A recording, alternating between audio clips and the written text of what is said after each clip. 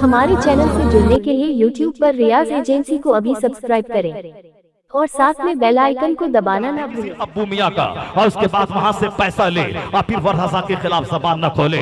मुफ्ती आजम हिंद वहां साहब इमाम हरम के पीछे नमाज को दुरुस्त नहीं कहा, मुहद्दिस आजम हिंद उनके पीछे नमाज नहीं पढ़े। हुजूर मुजाहिदे मिल्लत उससे जाके जिहाद किया, वहां उन्होंने कलमी जबानी जिहाद किया, उनसे बहसें की। हुजूर ताजुश शरिया उनके पीछे नमाज न पढ़ने की वजह से कैद खाने में डाले गए। ये बड़े बड़े इल्म फजल के शाहकार तो उनके पीछे नमाज न पढ़े और ये दो चार कम पढ़ा लिखा आदमी खींच तान के उनको मोमिन बनाने और उनको वहाबी इतना साबित करने और उनके पीछे नमाज पढ़ने और नमाज छोड़ने के वाले को गुनहगार कहने की वकालत करने चले हैं। यही है कयामत की निशानी। आया है हदीस पाक में, जब आने वाले लोग अपने अगलों को बुरा कहने लगे तो समझ जाओ कि कयामत करीब आ गई है। ये हम कोई एहसान सुन्नियत पे नहीं कर रहे हैं ना इस्लाम पर, बल्कि ये अपने आप को कयामत की निशानी साबित करके अपने आप को मफ्तून बन रहे हैं। मैं इनको नहीं जानता, मैं मुहद्दिस सूरती को जान रहा हूं जो बुखारी शरीफ के बाय हार्ट हिंदुस्तान के मुतबहिर 10 टॉप आलिमों में एक आला हजरत के जमाने का आलिम, उनसे मुहद्दिस आज़म हिंद ने कहा हुजूर दरस बुखारी देते हैं, बुखारी शरीफ में हुजूर की हदीस है, बयान करते हैं, बयान करते करते आला हजरत का चर्चा छेड़ देते हैं, जुमा का खिताब करते हैं, उसमें हदीस पढ़ते पढ़ते कुरान की आयत तिलावत करते करते रजा का चर्चा छेड़ देते हैं। अपने तालिब इल्मों के दरमियान है रजा का चर्चा, और फिर पीलीभीत से बरेली शरीफ का सफर है, सफर में हजर में रजा का चर्चा, दरसगाह में रजा का चर्चा, खिताब में रजा का चर्चा, वाज की महफिलों में रजा का चर्चा। आज एतराज कुछ लोग करते हैं क्यों रजा रजा, उनकी ज़बानी सुन लीजिए।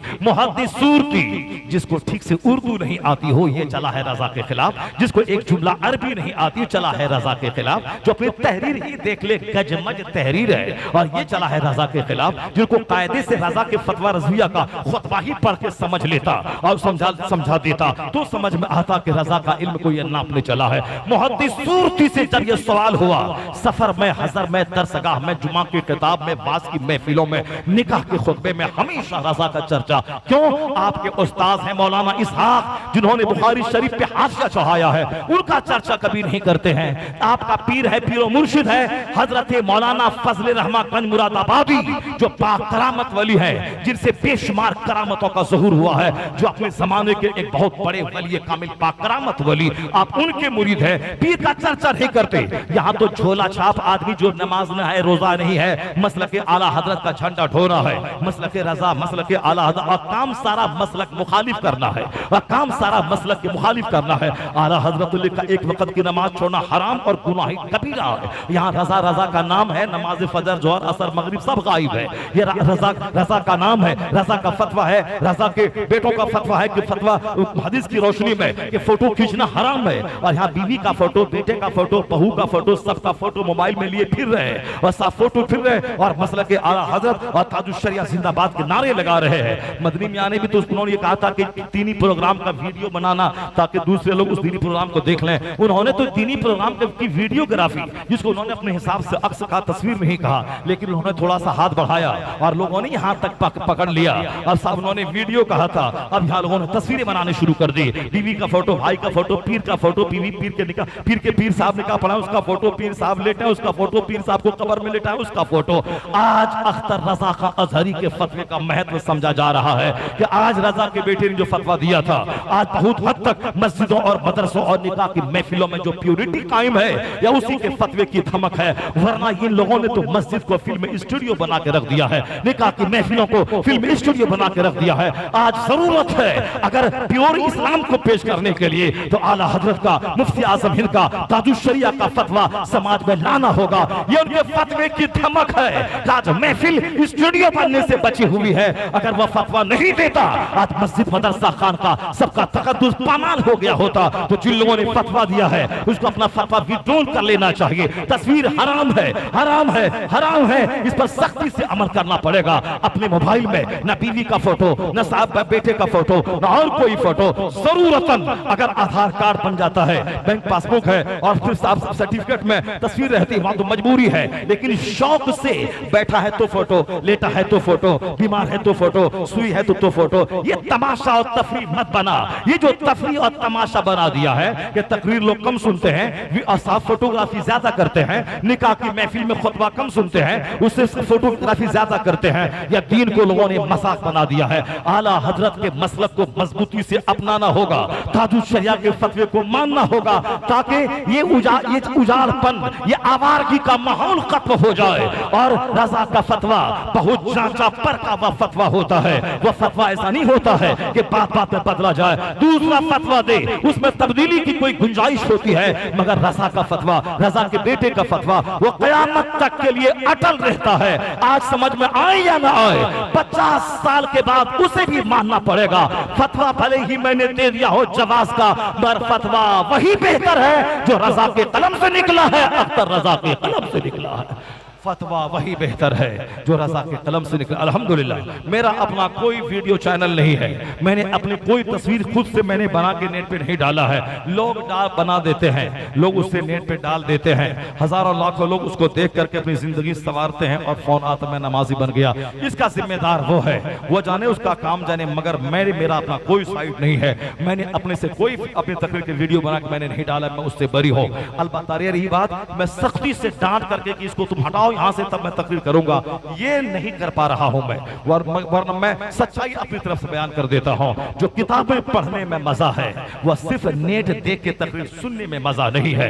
नेट देखने वाला मालूमात में इजाफा करता है और किताबों का मुताला करने वाला अपने अमल में इजाफा करता है। अगर यकीन नहीं आए तो यूट्यूब पे आप तकरीरें सुन लें और फिर बिलमुसाफा सामने बैठकर तकरीर सुने, दोनों में बहुत का फर्क होता है। आप नेट पे कोई किताब पढ़ें और आप ओरिजिनल किताब मिशकात शरीफ का आप मुताला करें, आप बहारी शरीयत पढ़ें, कानून शरीयत पढ़ें, दोनों में जमीन आसमान का फर्क हो जाता है। क्योंकि इस तहरीर में एक एक जुमला दिल पे उतरता है और आंख के आंसू के रास्ते से जो कचरे हैं वो सब बहते हैं। और जितना भी इलेक्ट्रॉनिक गुड्स है, ये इलेक्ट्रॉनिक गुड्स में वो बरकत नहीं पाई जाती है। इसलिए कसरत से कुरान करीम को मोबाइल पे नहीं बल्कि जो नुस्खे छपते हैं प्रेस से उसको पढ़ा करें। बहारी शरीयत पाबंदी से अपने मुताले में रखें, कानून शरीयत पाबंदी से मुताले में रखें, कंजूल ईमान अपने मुताले में रखें और आला हजरत से सच्ची मोहब्बत करें। वरना जिस तरह हमारे दो दुश्मन कल्चर के दुश्मन यूट्यूब, फिल्में, फिल्म कल्चर, आसपास के दोस्त का नाचना गाना, ये सब हमारे दुश्मन है, इस्लामी कल्चर के दुश्मन। उसी तरह हमारे ईमान के दुश्मन है। ये लुटेरे हमारे इर्द गिर्द घूम रहे हैं। रजा का कोई बड़ा है क्या? उससे बड़े तो गरीब नवाज थे, उससे बड़े गौसे आजम थे, उनका नाम नहीं लेता। बदतमीज, यहाँ तो गौसे आजम की गुलामी आला हजरत ने की है। अब सरकार गरीब नवाज की अजमत का खुतबा आला हजरत ने पढ़ा है। कौन ऐसा आदमी जो रजा को गरीब नवाज से आगे बढ़ाता हो? तो गौसे आजम अपने अहद के वली, क़यामत तक के वलियों के सरदार। मगर हर अहद में गौसे आजम का नाइब पैदा होगा जो गौसे आजम के मिशन को आगे लेके बढ़ेगा। गौसे आजम का जो नाइब होगा वो अपने जमाने का सबसे बड़ा आलिम होगा। गौसे आजम का जो नाइब होगा वह सबसे बड़ा मुकर्रिर भी होगा।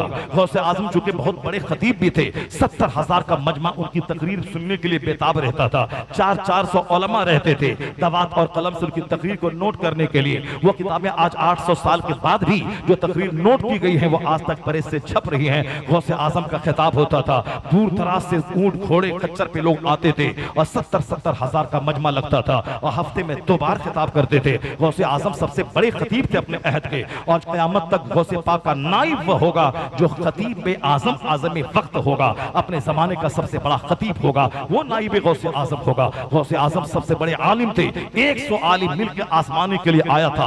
गौसे आजम ने इल्म भी सीखा था। गौसे आजम ने मार्फत का नूर दरख्तों के पत्तों को खा करके भी हासिल किया था। जब 100 मौलवी हसद करने वाला आपका एग्जाम लेने जांचने के लिए आया था ताकि बादशाह और बगदाद के लोगों के सामने आपको जलील कर दे, गौसे आजम ने एक निगाह डाल कर देखा 100 मौलवी तड़प तड़प के उछल कूदने लगे, करीबान फाड़ने लगे और जमीन पर पड़ गए। सबको अपना इल्म ही सीने में नहीं रहा, जो सवाल लेके आया था याद ही नहीं रहा। या जब सारे सारे लोग तड़प तड़प के साहब निढाल होने लगे। गौसे आजम चलवाकर हुए, एक एक को उठाता, सीने से लगाता, कहता तुम्हारा सवाल ये है, उसका जवाब ये है। फिर दूसरे को लेता, सीने से लगाता, कहता तुम्हारा सवाल ये है, उसका जवाब ये है। 100 मौलवी को सीने से लगाकर उसको बताए कि तेरा सवाल ये था, उसका जवाब ये है। अपने अहद के रोशन ज़मीर पीर, अपने ज़माने के सबसे बड़े फकीह गौसे आजम, जो क़यामत तक जो गौस का नाइब होगा, वह सिर्फ 1000 रकात नमाज से नफल पढ़ने वाला, या औरतों की तरह घूंघट डाल करके मुरीदों के बीच में आके मिन मिन करके नजराने वसूल करने वाला, और जो दीन की खिदमत करे उसके खिलाफ बोलने वाला कभी नाइब गौसे आजम नहीं होगा। आलिम आलिम जो वली होता है वह कभी घूंघट डाल के नहीं बैठता है, वह हदीस सुनाता है, कुरान सुनाता है, वक्त के फितनों का इलाज करता है। वो आने वाली सोसाइटी में जो धूल पड़ जाए मजहब इस्लाम के चेहरे पे, उस धूल को वो हटाता है। आलिम एक चैप्टर हदीस का पढ़ के सुना दे, और दूसरा आबिद 1000 रकात नमाज से नफल पढ़े। हदीस में आया है कि मन सल्ला सलातल फज्र सुम्मा क़रा बाबम मिनल इल्म खैरुम मिन अल्फ रका, यानी जो सुबह फजर के बाद एक चैप्टर शरीयत का सुना दे, 1000 रकात नमाज से नफल पढ़ने से बेहतर है। आलिम दीन अगर रास्ते से गुजरे, दरख्त के पत्ते और सुराखों की चूटियां और समंदर की मछलियां उसके लिए दुआएं मगफिरत करती हैं। हमने 1 लाख बार दरूद पढ़ा, उसका फायदा मुझको मिलेगा, मगर मैंने 1 मिनट की तकरीर कर दी, मैंने एक किताब लिख दिया, तो जब तक वो किताब दुनिया में रहेगी उस वक्त तक जितने लोगों को रोशन करेगी उन सबों का मिला के अज्र उनको मिलता रहेगा। इसलिए आलिम दीन के कलम का इंक जब कयामत के दिन तौला जाएगा, शहीदों के खून पे आलिम के कलम का इंक गालिब आ जाएगा। क्यों? गर्दन कटी, ये अकेले जन्नत में जंप करता पहुंच गया, मगर एक आलिम का एक फतवा करोड़ों को जिंदगी देता है। अगर फतवा गलत लिखा तो 1 करोड़ आदमी जो भी उसके फतवे को पढ़कर वो गलत रास्ते पे जाएगा, उन सब का मिला के अजाब उसको होगा। इसलिए आलिम दीन को सोच समझकर आलिम बनकर फतवा देना चाहिए, किताबें लिखना चाहिए। जिन लोगों ने मुस्तफा की शान में गुस्ताखी की वह बदन पर बैठी मक्खी को नहीं भगा सकते। जिन लोगों ने लिखा कि हुजूर मरकर मिट्टी में मिल गए, जिन लोगों ने लिखा कि उनको इल्म गैब नहीं, इल्म गैब तो जानवर चौपाए, अगर उनके पास मान ले तो ऐसा जानवर चौपाए सबको हासिल है, और शैतान और मलकुल मौत को ज्यादा इल्म है, ये तो कुरान से साबित है, और हुजूर को ज्यादा इल्म है, ये कहां से साबित है? जिन लोगों ने ये मुगल्लज़ात लिखे हैं, और क़यामत तक जितने लोग उसके फॉलोवर होंगे वह सब के साथ जहन्नम की आग में उनको डाला जाएगा। इसलिए आलिम दीन को तहज्जुद से मत आकर, इशराक से मत आकर, चास्त से मत आकर, उसे 1 लाख बार कलमा दुरूद से मत जांचें। आलिम दीन को इल्म से जांचें, फराइज़ व वाजिबात पर वो अमल कर ले, यही काफी। लिखते हैं आला हजरत, दुनिया भर से फतावे मेरे पास आते हैं और मैं अभी उस मंजिल पे हूँ कि सिर्फ फर्ज वाजिब अदा करूं और नवाफिल सुनन अदा नहीं करूं, मखलूक खल्क़ खुदा की खिदमत करूं, तो उस मंजिल पे मैं फाइज हूं। मगर अल्हम्दुलिल्लाह उस मंजिल पर फाइज होने के बावजूद मैं नवाफिल तक नहीं छोड़ता हूं, सुन्नत गैर मौक़दे पाबंदी से पढ़ता हूं। तो आला हज़रत फाज़िल बरेलवी नाइब गौसे आज़म है, क्योंकि गौसे आज़म अपने ज़माने के सबसे बड़े आलिम, आला हज़रत भी अपने अहद के सबसे बड़े आलिम। मैं मुहद्दिस सुरती की बात कोट करने के बाद मैं शेख पंजाब की वारगाह में आ रहा हूं। इतने बड़े मुहद्दिस से जब मुहद्दिस आज़म हिंद ने सवाल किया, बाबा हर वक्त आला हज़रत का नाम क्यों? तो मुहद्दिस सुरती कहते हैं सबसे बड़ा इल्म वह बुखारी शरीफ का इल्म नहीं है जो मैंने मौलाना इसहाक बुखारी से हासिल की। सबसे बड़ी दौलत वह बैअत और पीरी मुरीदी नहीं है। आजकल की बैअत तो बैत बरकत है, या बैत बरकत की वजह से आलिम दीन की तौहीन किसी तरह जायज नहीं है। आलिम दीन की तौहीन हराम और बास नुक्ते नजर से आलिम को काफिर बना देती है आलिम की तौहीन। इसलिए अपने मुर्शिद की मोहब्बत में दूसरी मस्जिद के इमाम को धक्के देना, उनको खातिर में नहीं लाना, और अपने जाहिल पीर के जाहिल बेटे का तलवा चाटना, और मस्जिद का इमाम बुखारी शरीफ पढ़ाने वाला रहे उसको खातिर में न लाना, उसको सलाम न करना, उसके सलाम का जवाब तक न देना, ये जहालत है, ये तबाही और हिलाकत की बात है। जो सच्चा मुरीद होगा वो अपने मुर्शिद की भी इज्जत करेगा, और जो इल्म आलिम होंगे सब आलिम की इज्जत करेगा, नमाज भी पढ़ेगा, पीर मुर्शिद की ताज़ीम भी करेगा। ऐसा नहीं कि सिर्फ तलवा चाटेगा, झोला ढोएगा और नमाज गायब है, रोजा गायब है, 12वीं का जुलूस खूब है, 11वीं का बकरा है, आला हजरत का उर्स है और नमाज ही गायब है। नहीं होगा। फर्ज को फर्ज समझना होगा, वाजिब को वाजिब समझना होगा। यही तो मसला के आला हजरत का तुर्रे इम्तियाज है, यही तो आला हजरत की खिदमत दुनिया है, यही तो आला हजरत की अजमत का जो टंका पूरी दुनिया में बज रहा है उसका राज यही शरीयत मुहम्मदिया की खिदमत है। और जो लोग कहते हैं कि 12वीं का बकरा ज़बह कर दो और लंगर बांट दो जन्नत चले जाओगे, वो भी गलत रास्ते को चुना है। जो ये कहते हैं कि 12वीं के जुलूस में निकल जाओ जन्नत मेरी जागीर हो जाएगी, वो भी गलत बोलता है। जो ये कहते हैं कि साहब 11वीं 12वीं में फातिहा दिला दो, इमाम हुसैन का लंगर मुहर्रम में बांट दो जन्नत चले जाओगे, अखाड़ा निकाल दो जन्नत चले जाओगे, वो भी गलत और झूठ बोलता है। फातिहा फर्ज नहीं है, नफल है। महफिल मिलाद फर्ज नहीं है, वाजिब नहीं है, नफल है। 12वीं 11वीं का बकरा फर्ज नहीं है, वह नफल है। 12वीं का जुलूस फर्ज वाजिब नहीं है, वह नफल है। मगर फजर पढ़ना फर्ज आजम है, जोहर पढ़ना फर्ज आजम है, असर की 4 रकात सबसे बड़ा फर्ज है, मगरिब की 3 रकात सबसे बड़ा फर्ज है, ईशा की 4 रकात 3 रकात 2 रकात ये फर्ज है, वाजिब है, सुन्नत मुअक्कदा है। इसको छोड़, फर्ज को छोड़कर लिखते हैं आला हजरत, कोई नफल काम नहीं देता फर्ज को छोड़कर। यानी कोई नफल करे, फातिहा मिलाद दरूद जुलूस खूब निकाले, उर्स खूब करे, चादर काकर मजार उर्स खूब लगाए, मगर नमाज ना पढ़े, रोजा न रखे, ज़कात न दे, हज न करे, इस्तिताअत के बावजूद वो ऐसा है जैसे सारा नफल करने वाला जो फर्ज न अदा करे कोई नफल कबूल नहीं होता, कोई नफल कबूल नहीं होता जब तक के फर्ज न अदा करे। कंपलसरी सब्जेक्ट में फेल है, ऑप्शनल सब्जेक्ट में 100% नंबर है, नहीं माना जाएगा वो पास वो होगा जो कंपलसरी सब्जेक्ट में पास हो, और ऑप्शनल में अगर ज्यादा नंबर है वो उसके रैंक में मदद करता है नंबर, वो उसका रैंक हाई हो जाएगा। लेकिन कंपलसरी ही में फेल हो और उसका ऑप्शनल में 100% नंबर लाया हो, वो नंबर नहीं जुटेगा। फर्ज फर्ज है, नफल नफल है, कोई फर्ज नफल कबूल नहीं होता जब तक कि फर्ज न अदा करे। यही फर्क है मसलक आला हजरत में और दूसरे लोगों के गैर जरूरी अफकार में, यही फर्क है। जिसने कहा कि नमाज पढ़, फातिहा जुलूस और मोहम्मदी हराम है, वो भी जहन्नमी है। जो जायज चीजों को हराम कह रहा है, फातिहा जायज है, जुलूस जायज है, 11वीं का बकरा जायज है, ये सब इस इसाले सवाब का एहतमाम की सूरत है। ये नवाफिल फर्ज वाजिब नहीं मगर जायज है, और जो इसको हराम कहे उसकी सोच कैसी गंदी है, गलाजत से भरी है, उसका अंदाजा लगा ले कि अच्छे काम को बुरा कहने वाला है, वो भी जहन्नमी है।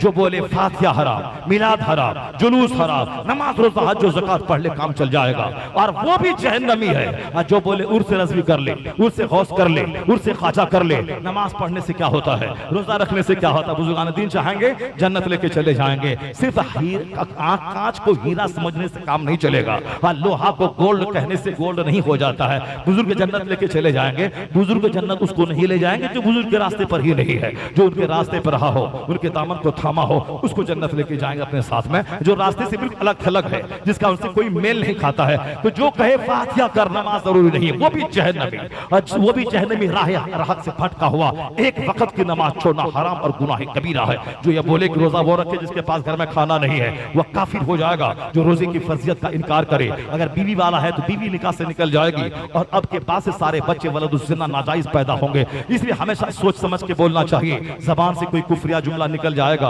और निकाह टूट जाएगा, एहसास तक ना होगा, ईमान खत्म हो जाएगा। मोमिन पहले बहुत मंथन करे, चिंतन करे, सोचे, फिर बाद में बोले। फर्जियत का इनकार कुफ्र है, और हक जानने के बावजूद न करे तो गुनाह कबीरा है। नमाज फर्ज है, नहीं पढ़ता हो, यह गुनाह आजम है। मगर कोई बोले पढ़ना जरूरी नहीं है, वह काफिर हो जाएगा। बहुत सारे शमन्यासी फिरका का मानने वाला वो कहता है नमाज पढ़ना जरूरी नहीं है, तो फर्जियत का इनकार करने वाला काफिर है। तो जो कहे फातिहा मिलाद ताज़ियत हो जन्नत चले जाओगे, वो भी जहन्नमी। और जो बोले सिर्फ नमाज पढ़, फातिहा मिलाद दुरूद जुलूस जरूरी नहीं है, वो भी जहन्नमी। तो कौन सा रास्ता है सीधा जो जन्नत का ले जाए? ये रास्ता है मसलके आला हजरत का, जिसमें है नमाज भी होगी, नियाज भी होगी, रोजा भी होगा, जुलूस मोहम्मदी भी निकलेगा, हज भी किया जाएगा, 11वीं का बकरा भी ज़बह होगा, यानी फर्ज भी अदा होगा, नफल भी अदा होगा, और यह दोनों मिलके सीधा रास्ता मसलके आला हजरत का जन्नतुल फिरदौस तक पहुंचा देगा। यही रास्ता मसलके आला हजरत है। फर्ज फर्ज है, नफल नफल है, इसको समझना होगा,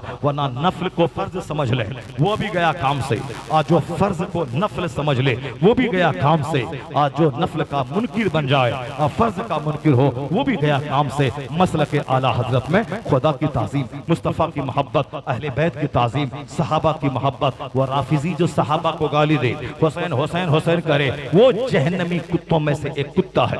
शेख अबू बकर सिद्दीक़ रज़ियल्लाहु ताला अन्हु, जिनकी फजीलत पे कुरान करीम की आयतें गवाह है, उमर फारूक आज़म जिसकी फजीलत पे कुरान की आयतें गवाह है, अहादीस बुखारी की गवाह है, और उनको गाली देने वाला वह कौन सी दिन की खिदमत अंजाम दे रहा है? ये तो सजा है अल्लाह की तरफ तरफ से हुसैन आजम का कातिल कयामत तक अब अपने सीने को फाड़ता रहेगा, मातम करता रहेगा। वरना हुसैन का नाम मातम करने का नाम है, हुसैन का नाम काली पट्टी पहनने का नाम है। हुसैन का मातम वो करे जिसका हुसैन मर गया हो, जिसका फर्जी हुसैन मर गया हो, वो मातम करे, वो नौहा करे, वो सीना फाड़े, काली पट्टी पहने। और कुरान की रोशनी में जिसका हुसैन जिंदा है, अल्लाह की राह में जो शहीद हो गए वो जिंदा है, तो जिंदों का मातम नहीं होता, जिंदों के नाम का शोक नहीं मनाया जाता। तो हमारा हुसैन जो अली का बेटा है, फातिमा का शहजादा है, मुस्तफा का नवासा है, वो हुसैन जिंदा था, जिंदा है, हमेशा जिंदा रहेगा। तो वह हुसैन जो जिंदा है, जिंदों का मातम नहीं होता, जिंदों की शहादत पे फख्र किया जाता है, नाज किया जाता है। बहादुर हो तो ऐसा, योद्धा हो तो ऐसा, और फिर शहीद आजम हो तो ऐसा। तो हुसैन शोक का मौजू नहीं है, हुसैन आजम फख्र का मौजू है, हुसैन आजम फख्र का मौजू है। हुसैन आजम की शहादत पे इस्लाम को नाज है, हुसैन आजम की शहादत पे सुन्नियत को फख्र है। तो आज बहुत से लोग अल्लाह को मानते हैं, रसूल पाक को गाली देते हैं। कुछ लोग रसूल पाक को मानते हैं, सिद्दीक अकबर को गाली देते हैं। कुछ लोग सिद्दीक अकबर को मानते हैं, हसनैन करीमैन को गाली देते हैं। कुछ लोग हसनैन करीमैन को मानते हैं, इमाम आजम को गाली देते हैं। कुछ लोग इमाम आजम को मानते हैं, गौसे आजम को गाली देते हैं। कुछ लोग गौसे आजम को मानते हैं, गरीब नवाज की शान घटाते हैं। कुछ लोग गरीब नवाज को मानते हैं, हजरत को गाली देते हैं। ये वही करेंगे जो इधर भी गए तो भटका, उधर गए तो भटका। मगर एक है मसलक आला हजरत, कभी नहीं सुना होगा कि मसलक आला हजरत का फॉलोवर खुदा की शान में तौहीन करता हो, मुस्तफा की शान में गुस्ताखी करता हो, सहाबा की शान में ऑल-फॉल बकता हो, अहले बैत की शान में ऑल-फॉल बकता हो, इमाम आजम की शान में गुस्ताखी करता हो। यानी सही ट्रैक से इस्लाम और सुन्नियत कहते हैं। आज एक लफ्ज में अगर बयान किया जाए तो वो लफ्ज यही है, मसलके आला हजरत का नाम जहां आ गया, वह आम औलिया सालिहीन की ताजीम से लेकर अल्लाह रब्बुल इज्जत की ताजीम तक जो इस्लामियात का सारा चैप्टर है, वो सारा चैप्टर मसलके आला हजरत में आ जाता है। सारा चैप्टर मसलक आला हजरत में आ जाता है। वरना अपने अपने हिसाब से तो सब लोग राग अलग ही रहे हैं। कोई सीना फोड़ के राग अलाप रहा है, कोई नमाज छोड़ के ताजिया के पांच छाट के राग अलाप रहा है। तो अलापने दीजिए। कोई अपने हाथ से खुदा बना के नचा के घुमा के शराब पी के डंका बजा के उसको नदी में घुसेड़ देता है। ये दुनिया में आजादी सबको मिली है, ऐसा काम मत कर जो काम काफिरों के काम से मेल खा जाए। काफिर नमाज से खुश नहीं होते, मगर इससे खुश होते क्यों, ये काम उसके काम से मेल खा जाता है। इसलिए काम वह नमाज की फजीलत, रोजा, हज, ज़कात, ये है इस्लाम। अखलाकियात, मामलात, ट्रांजैक्शन, इस्लामिक ट्रांजैक्शन यानी मुस्कुरा के मिलना, अदब सम्मान करना, माँ बाप का एहतराम, बीवी को पर्दे में रखना, बाल बच्चों को अदब सिखाना। 1 करोड़ रुपया खर्च करके डॉक्टर बनाने से बेहतर है अपने बाल बच्चों की घुट्टी में आखिरत बैठाकर उसको मुस्तफा का गुलाम बना देना। वरना डॉक्टर बना काफिर हो गया, इंजीनियर बना इस्लाम मुसलमानों को गाली देने लगा, तो उस पढ़ाई से बेहतर था कि तेरी बेटी जाहिल रहती, चूल्हे में आग सुलगा के खाना बनाती, बाहरी शरीयत पढ़ती, कम से कम दुनिया मिले ना मिले, कम से कम फातिमा ज़हरा की कनीज़ी में जन्नत की नेमत को मिल जाती।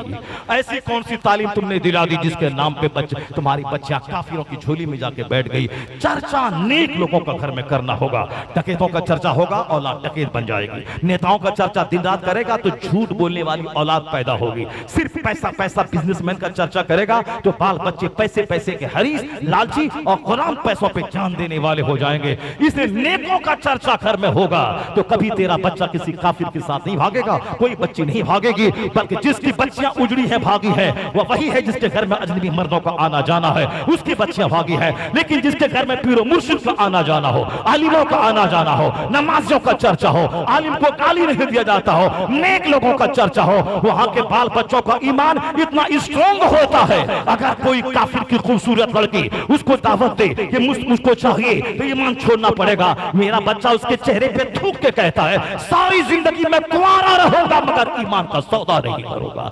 ये बोली वह बोलेगा जिसके घर में पीर का चर्चा हो, जिसके घर में आलिम का चर्चा हो, जिसके घर में आलिम को गाली नहीं दी जाती हो, जिसके घर में मौलाना को समाज का गिरा हुआ तबका न माना जाता हो। वरना अगर आप एक बात बोलेंगे आलिम के खिलाफ तो बच्चे 10 बार आलिमों को चोर और डकैत और झूठा और समाज के लिए नासूर समझेंगे। नतीजे में उसका ईमान, दीन, धर्म सब लूट जाएगा। वह कुफार और मुशरिकीन का तलवा चाटने वाला उसी का गुलाम बन के रह जाएगा। जाएगा, क्योंकि जिक्र रंग लाता है, सोहबतें रंग लाती हैं, चर्चा रंग लाता है। आदमी ने फैसला कर लिया था अपनी बीवी को तलाक देने का, लेकिन एक हदीस मुस्तफा की सुनाई गई, उन्होंने विड्रॉल किया, कहा नहीं नहीं, अब चाहे हजार उसकी जबान बिगड़े, अब मैं कभी मरते दम तक तलाक का लफ्ज़ जबान पे नहीं लाऊंगा। जुमले से सोच बदलती है, नेकों की सोहबत से आदमी की धारणा चेंज होती है। इसलिए सरकार आला हजरत के बारे में मुहद्दिस सुरती ने क्या कहा, जरा गौर से सुनिए। सबसे बड़ी दौलत वह बैअत नहीं है जो फजल रहमा से मिली है। जो पीर आज के लाखों पीरों पे भारी हैं, उसके बारे में हिंदुस्तान का बड़ा आलिम क्या बोल रहा है, सबसे बड़ी दौलत वह बैअत नहीं है जो फजल रहमा गंज मुरादाबादी से मिली है, और सबसे बड़ी दौलत वह इल्म नहीं है जो मैंने मौलाना इसहाक से हासिल किया है। इल्म तो बेशुमार लोग हासिल कर रहे हैं, बहुत सारे राफिजी, वहाबी, नजदी, गैर मुस्लिम, यहूदी, नसरानी, आतिश परस्त, ये सभी बड़े बड़े साइंटिस्ट, वैज्ञानिक हैं और बड़े बड़े साहिब इल्म फन है। तो इल्म तो कोई भी हासिल कर सकता है, और बहुत सारे नजदीक गुस्ताख रसूल हैं, पूरी बुखारी शरीफ के बहुत सारी अहादीस उसको याद है। उन्होंने क्या कहा, सबसे बड़ी दौलत वह बैअत नहीं है जो फजल रहमा से हासिल की, सबसे बड़ी दौलत वह इल्म नहीं है जो मौलाना इसहाक से हासिल की, सबसे बड़ी दौलत ईमान और इश्क़ रिसालत है जो मौलाना अहमद रज़ा खां से हासिल की है।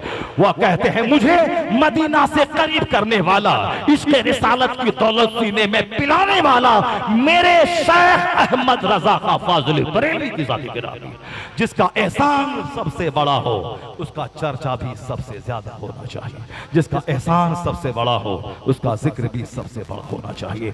अलीगढ़ मुस्लिम यूनिवर्सिटी के vice chancellor Ziauddin Ahmad tie पहनने वाला, जीन्स और पैंट शर्ट पहनने वाला, जर्मनी का गोल्ड मेडलिस्ट, मैथमेटिशियन अपने जमाने का सबसे बड़ा, वो एक मैथ के मसले में उलझ गए, उसके सॉल्यूशन के लिए जर्मनी जाना चाहते थे। उसी अलीगढ़ में हेड ऑफ द डिपार्टमेंट दिनियात के प्रोफेसर सैयद सुलेमान अशरफ बिहारी रहमतुल्लाह अलैह थे, वो आला हजरत के खलीफा थे। हेड ऑफ द डिपार्टमेंट, अरबी डिपार्टमेंट के हेड थे, डीन थे वो, यानी लेक्चरर प्रोफेसर डीन, वो डीन थे, हेड ऑफ द डिपार्टमेंट थे। उन्होंने कहा कि सर चेहरा आपका बड़ा उदास कई दिनों से मैं देखता हूँ, खैरियत तो है?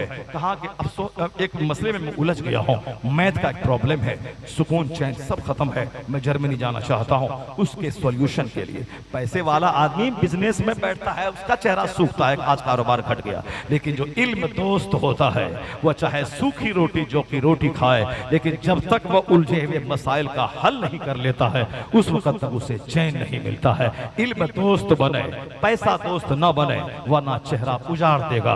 वह फिक्रमंद था मगर पैसा के लिए फिक्रमंद नहीं था, वह जिस मसले में वो उलझ गया था उसके सॉल्यूशन को चाहता था। इतना बड़ा मैंने इल्म हासिल किया, जर्मनी जाकर गोल्ड मेडलिस्ट, ये हल नहीं कर पा रहा। सुलेमान अशरफ बिहारी ने कहा कि सर यहाँ से चंद घंटे के रास्ते पे बरेली है, वहाँ एक मौलाना अहमद रज़ा खां है, मजहबी उलूम के साथ साथ इल्म रियाजी पे बड़ी दस्तरस हासिल है, मैथ पे, जरा चल के उनसे सीख लेते। कहा मौलवी साहब इल्म नहव जानेंगे, इल्म सर्फ जानेंगे, इल्म मंतिक, इल्म फलसफा जानेंगे, इल्म रियाजी मैथ का मौलवी साहब से क्या रिश्ता नाता है? जैसे आमतौर पर मेरे बच्चे आज समझते हैं फिजिक्स, केमिस्ट्री, बायोलॉजी का मौलवी साहब से क्या रिश्ता नाता है। अगर इस टॉपिक पे मौलवी साहब का क्या रिश्ता नाता है, कुरान हदीस में क्या कहा गया है। कभी दूसरी मुलाकात आपसे मेरी हुई और 3 घंटे की तकरीर मैं वही बताऊंगा कि फिजिक्स, केमिस्ट्री, बायोलॉजी जो 400 साल के अंदर में जितने बड़े बड़े इन फिलोसफर्स के अक़वाल जमा हैं, कुरान शरीफ की आयतों और हदीसों में किस तरह वसाहत के साथ वो सारी बातें बयान की गई हैं।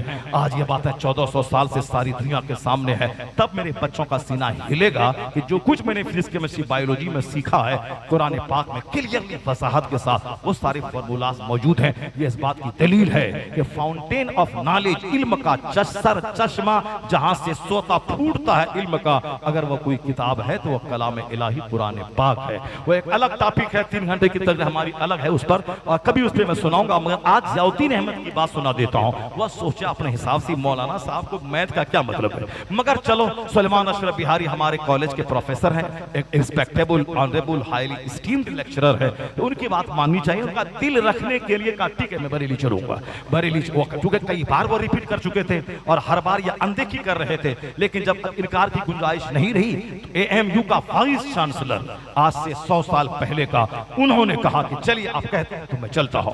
बरेली उनके साथ गए। आला हजरत 24 घंटे में सिर्फ 2 घंटा सोते थे और 22 घंटे घंटे सिर्फ मुताला और किताबों की तसनीफ और तालीम में और इबादतों में गुजार देते। और असर से मगरिब के बीच का जो 1 घंटे का टाइम होता था, वो टाइम असर की नमाज बाजमात अदा करने के बाद आपके दालान में कुर्सियां बिछती थी। दुनिया भर से अमेरिका, यूरोप, हॉलैंड से मुफ्तियाने कराम मिलने वाले मुलाकाती जो भी आते उसी टाइम में मिल सकते थे, उसके अलावा नहीं। यही असर से मगरिब का टाइम मिलने का टाइम था। जियाउद्दीन अहमद प्रोफेसर सईद सलमान अशरफ बिहारी के साथ वो गए उसी टाइम में। जब मुलाकात हुई, सलाम कलाम खबरो खैरियत, तो जियाउद्दीन अहमद से आपने पूछा कि कैसे आना हुआ? कहा हुजूर बस मुलाकात के लिए कुछ एक मसला है, उसको लेकर मैं आया हूँ, आप बयान कीजिए। कहा सर उसके लिए एक अलग से टाइम चाहिए, बहुत पेचीदा कॉम्प्लिकेटेड मैटर है मैथमेटिक्स का, इसलिए आसानी से कह नहीं कहा जा सकता है। आला हजरत ने कहा कुछ तो कहिए, इशारे में कहिए, कुछ तो कहिए, सुनाइए, ताकि मैं तो जानूं कि कैसा गहरा मसला है। जियाउद्दीन अहमद ने जब देखा कि आला हजरत ने इसरार किया, इन्होंने मैथ का वह मसला बयान किया जो इसको समझ में नहीं आ रहा था, जिसके हल के वो जर्मनी जाना चाहता था। आला हजरत ने सवाल खत्म होने के फौरन बाद आप कहते हैं क्या इसका जवाब ये नहीं हो सकता है? क्या इसका जवाब ये नहीं हो सकता है? आपने जब 2-4 जवाब दिया, जियाउद्दीन अहमद ये फटीचर क्लास का 2-4 मौलवी या दूसरों का तलवा चाटने वाला, दूसरों के पैसे पे जीने वाला, ये क्या जाने रजा किसका नाम है? ये बस कुल वक्त तलवा चाटे और पैसा खाए, रजा के इल्म को ना आके रजा किसका नाम है? आशिक रसूल, अपने जमाने के सबसे बड़े आलिम नाइब गौसे आजम शेखुल इस्लाम वल मुस्लिमीन का नाम आला हजरत फाजिल बरेलवी है। जियाउद्दीन अहमद ने जब सुना, आंखें पटी की पटी रह गई, जैसे पांव के तले की जमीन खिसक गई हो।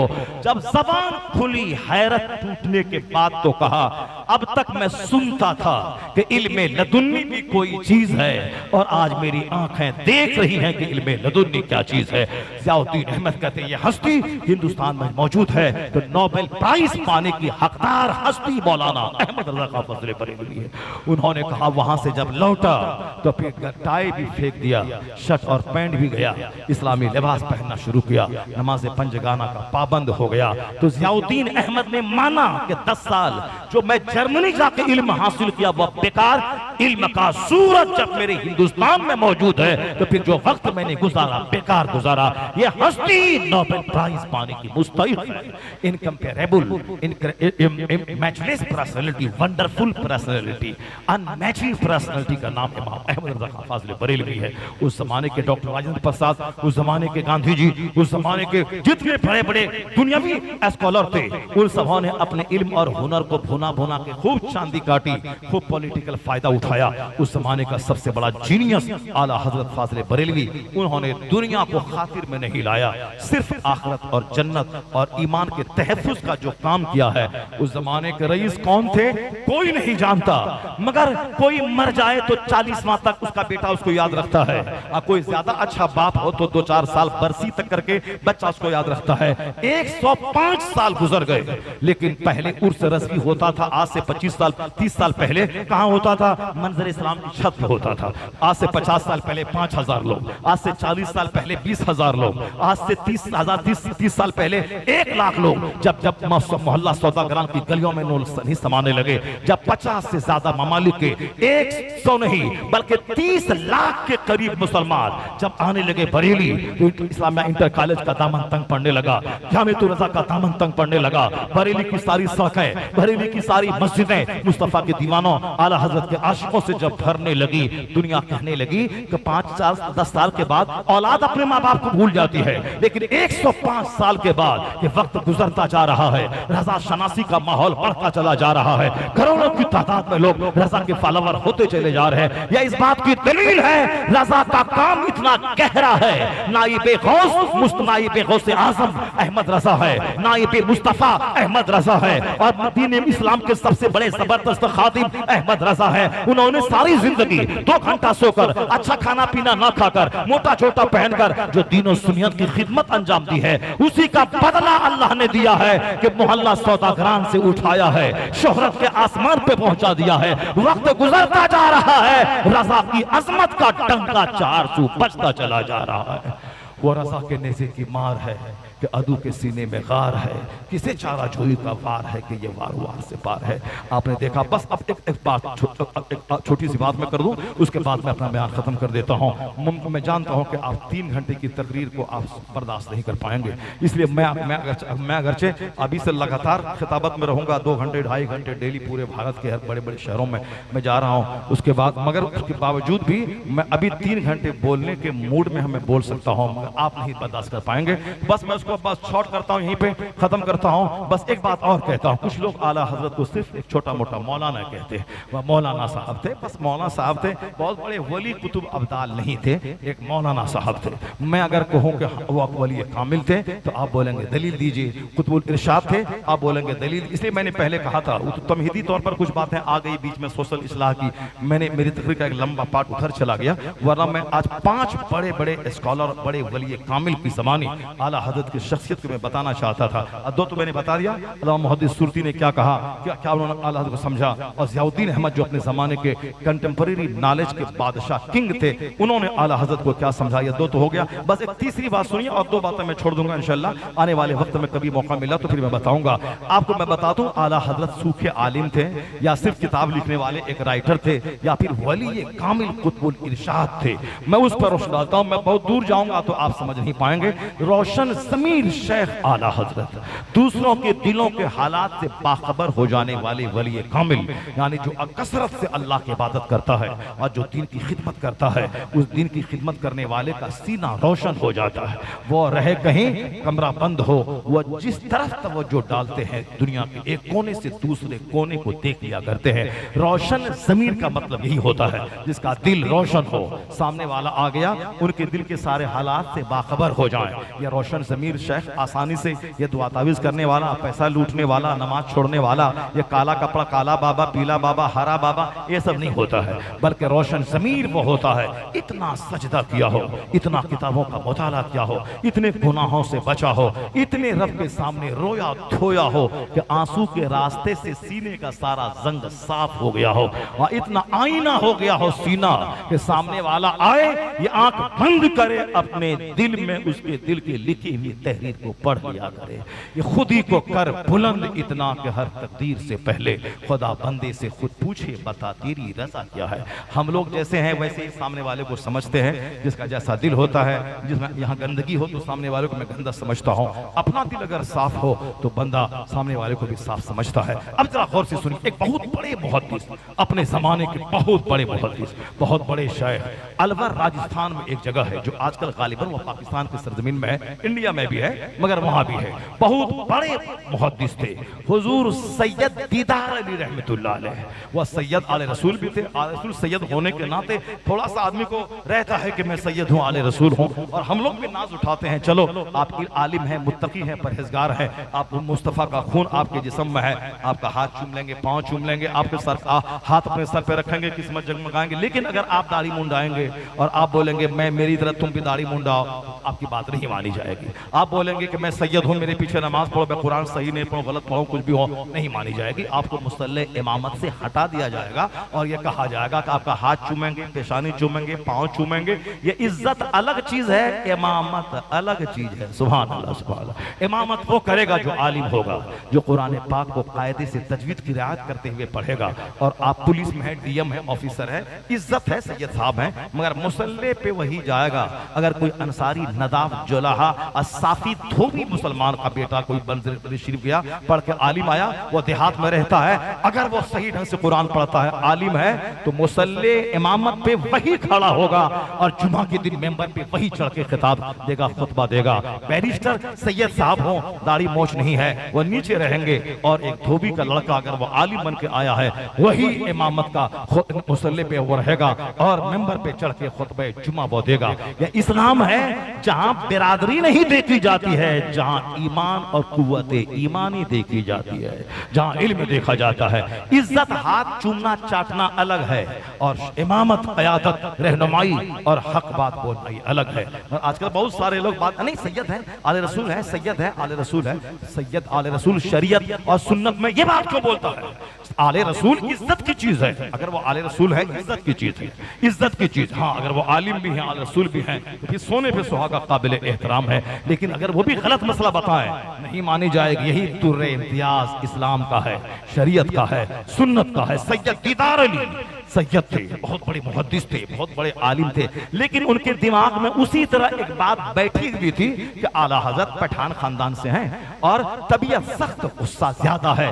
उनके दिमाग में ये दिमाग में बैठी हुई थी कि वो बस किताबें लिखते हैं, फतवा देते हैं। उनके दिमाग में उसी तरह बात बैठी हुई थी कि वो पठान खानदान से, तबीयत सख्त, गुस्सा ज्यादा है, बैठी हुई है। वो मिलना नहीं चाहते थे, वो वली कामिल नहीं समझते थे, रोशन ज़मीर शेख नहीं मानते थे, बल्कि आला हजरत के करीब जो जितना ज्यादा करीब रहे वो उतना ज्यादा उस पर गुलाम फरेफ्ता हो जाते थे। सैयद के फायद तरीस, मलिकुल उलमा, सदरुल अफाजिल, बुरहान मिल्लत, ईदुल इस्लाम, हुजूर सदरुल शरिया, जो जितने इल्म के पहाड़ थे उतने ज्यादा करीब आला हजरत से थे, वो उतना ही उनका महत्व जानते थे। जैसे सरकार दो आलम सलाम का तुर्रे इम्तियाज ये था कि जो हुजूर से ज्यादा करीब होते उतना ज्यादा हुजूर पे जान दिल लुटाने वाले हो जाते थे। हुजूर पाक के नाइब होने की हैसियत से आला हजरत में ये क्वालिटी मौजूद थी, अखलाक की बुलंदी। जो उनसे करीब होता बहुत ज्यादा उनसे मायूस हो जाता था।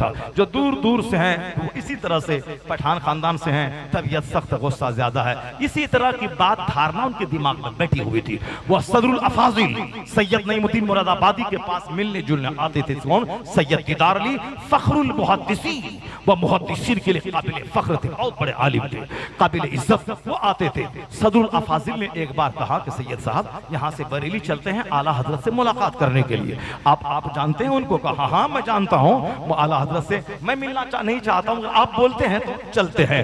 मैं उनको जानता हूँ, पठान खानदान से हैं, तबीयत सख्त, गुस्सा ज्यादा है, मैं इतना जानता हूँ, मगर आप कहते हैं तो चलता हूँ। सदरुल अफाजिल के साथ चले, वहां से निकले। वही जो नमाज का टाइम था, उस टाइम में पांचों वक्त मस्जिद में बाजमात आला हजरत नमाज पढ़ते थे, नमाज पढ़ाते थे, खुद इमाम बनते थे। उसी टाइम में जाते हुए आते हुए जो मिल गए तो मिल गए, आते जाते उसी टाइम में, या फिर असर के बाद जो मिलने का टाइम मखसूस था उस टाइम में जब सदरुल अफाजिल पहुंचे, सैयद दीदार अली भी साथ पहुंचे।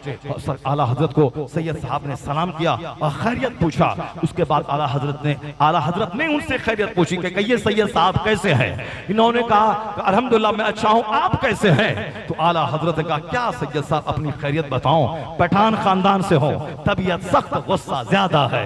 अपनी खैरियत में क्या बताओ? पठान खानदान से हो, तबीयत सख्त, गुस्सा ज्यादा है। सैयद साहब जबकि पहली बार जिंदगी मुलाकात करने आए हैं, वह बोला भी नहीं कि मेरा नाम सैयद दीदार अली है।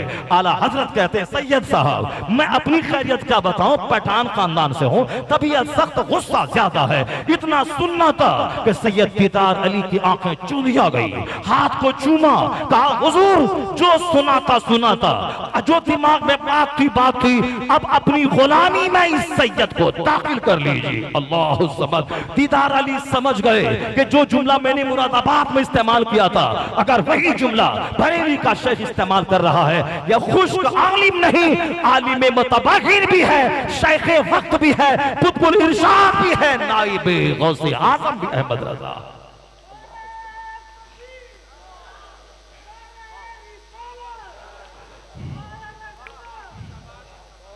जो लोग सिर्फ कहते हैं कि वो सूखे आलिम थे आला हजरत, वो नहीं जानते हैं कि आला हजरत अपने वक्त के नाइब गौसे आजम शेख पंजाब की बात है वो रह गई।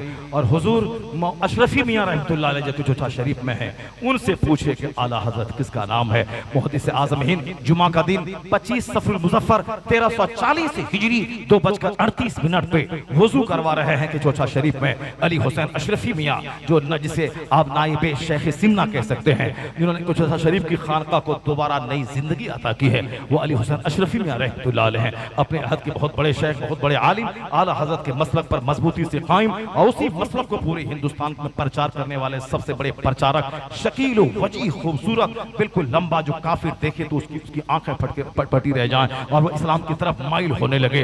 अली हुसैन अशरफी मियां रहमतुल्लाह अलैह चौथा शरीफ में वो वजू कर रहे हैं, जुमा का दिन है, मुहद्दिस आजम हिंद वजू करवा रहे हैं और अचानक आप रोने लगे। मुहद्दिस आजम हिंद कहने लगे हुजूर क्यों रो रहे हैं, आप क्यों रोने लगे, क्यों अचानक खड़े हो गए, रोने लगे? कहा कोई किसी बिच्छू ने काटा या किसी जहरीले कीड़े ने डंक मारा? कहा नहीं, बिच्छू काटा है न जहरीला कीड़ा डंक मारा है, हुजूर अली हुसैन अशरफी मियां किचोछा में है। और उस वक्त कोई मोबाइल और टेलीफोन का जमाना नहीं था, बल्कि तार का जमाना था, और एक तार को एक शहर से दूसरे शहर पहुंचने में कई घंटे, 48 घंटे, 24 घंटे, कई दिन लग जाते थे। अगर फास्ट तार हो तो भी 24-25 घंटे लग जाते थे।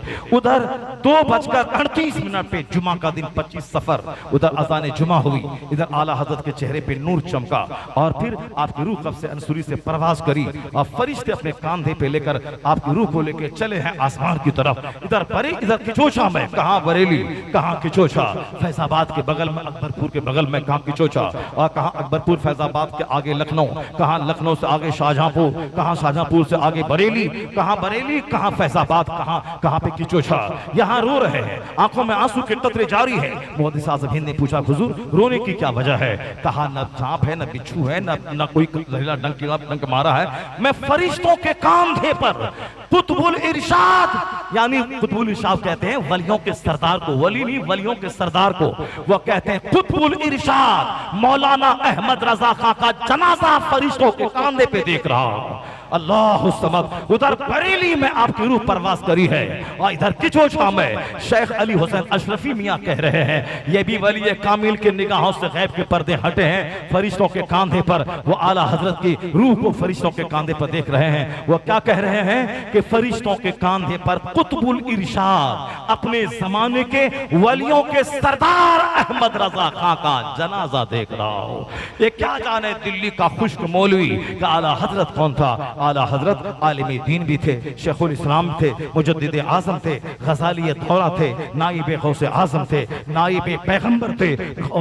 सरकार आला हजरत ने जो खिदमतें अंजाम दी है दीन की, कयामत तक बाकी रहेंगी। चूंकि दीन खतरे में था, सुन्नियत खतरे में थी, हम सब आज सुन्नी कहलाने के काबिल न होते। आज गरीब नवाज ने 90 लाख को ईमान की दौलत दी, तो उस ईमान की सुरक्षा इमाम अहमद रजा खान ने करके दिखला दिया। इसलिए जब तक हिंदुस्तान रहेगा सारा हिंदुस्तानी बोलेगा वह दाइए कबीर इस्लाम का, उसने इस्लाम की नेमत दी है, और यह मुबल्लिगे आज़म हिंदुस्तान का जिसने करोड़ों के ईमान को लूटने से बचाया है।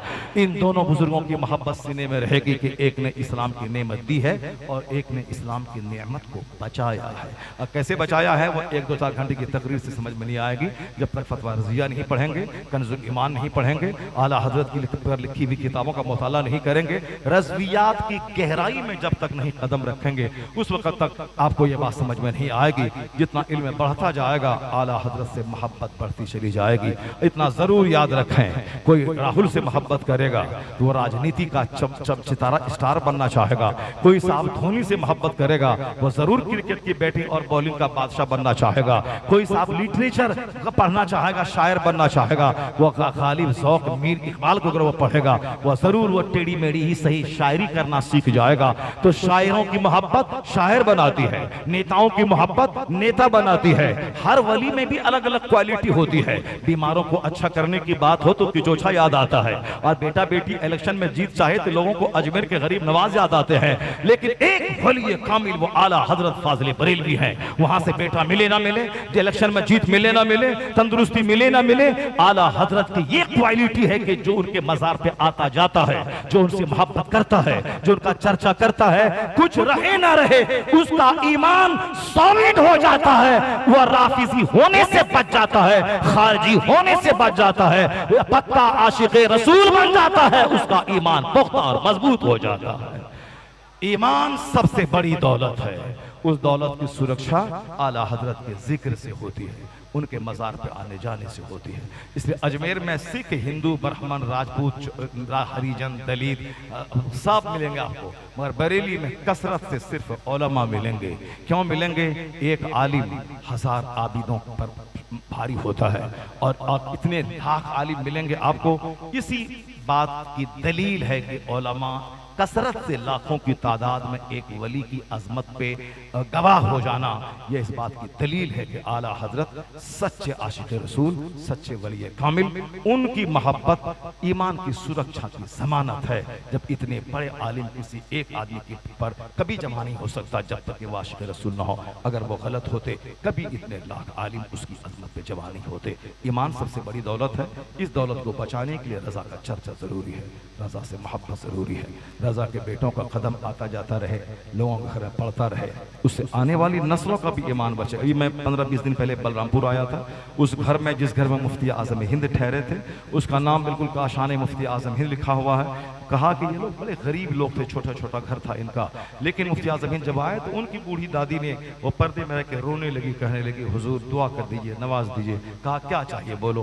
कहा हुजूर गरीब हैं, खस्ता हाल हैं, बाल बच्चे बहुत हैं, मगर देख रहे हैं आपको मैंने किस घर में ठहरा। कहा जाओ जाओ, अल्लाह चाहेगा नवाज देगा, अल्लाह चाहेगा बहुत देगा।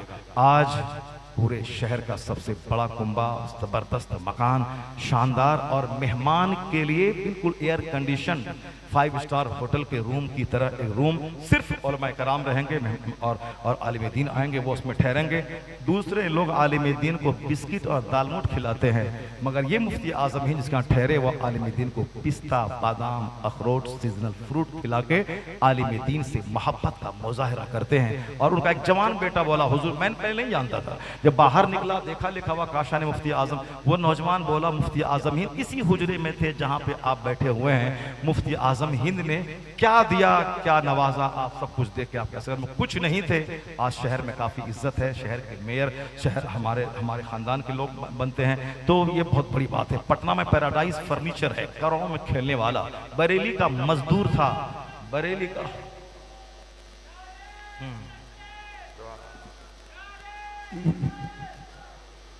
नारे तकबीर।